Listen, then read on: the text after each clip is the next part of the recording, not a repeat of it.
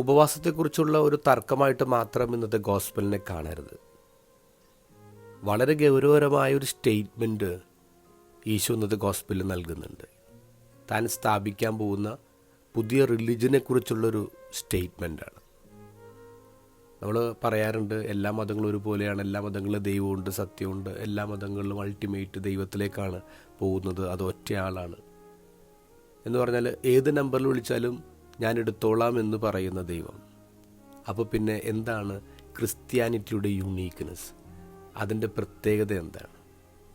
അതിനെക്കുറിച്ചാണ് ഇന്നത്തെ ഗോസ്പൽ ഈശോ പറയുക. 3 ഇമേജസാണ് ഈശോ നൽകുന്നത്. ഒന്ന്, അത് വെഡ്ഡിങ് ഫീസ്റ്റാന്ന് പറയാം, അത് കല്യാണ ആഘോഷമാണ് എന്ന് പറഞ്ഞാൽ ക്രിസ്ത്യാനിറ്റി എന്ന് പറയുന്നത് അത് സെലിബ്രേഷനാണ്, ആഘോഷമാണ്. രണ്ടാമത്തേത് ഈശോ പറയുന്നത് ആരും പഴയ വസ്ത്രത്തിൽ പുതിയത് തുന്നിച്ചേർക്കാറില്ല എന്നുള്ളതാണ്. യഹൂദ മതം എന്ന പഴയ വസ്ത്രത്തിൽ തുന്നിച്ചേർക്കപ്പെട്ട പുതിയ വസ്ത്രമല്ല ക്രിസ്ത്യാനിറ്റി. ക്രിസ്ത്യാനിറ്റി എന്ന് പറയുന്നത് അത് പുതിയ വസ്ത്രം തന്നെയാണ് എന്ന് മനസ്സിലാക്കണം. മൂന്നാമത് ഈശോ പറയുന്ന ഇമേജ് അത് പുതിയ തോൽക്കുടമാണ്. യഹൂദ മതമെന്ന് പറയുന്ന പഴയ തോൽക്കുടത്തിലേക്ക് ഒഴിച്ചു വയ്ക്കപ്പെട്ട പുതിയ വീഞ്ഞല്ല ക്രിസ്ത്യാനിറ്റി.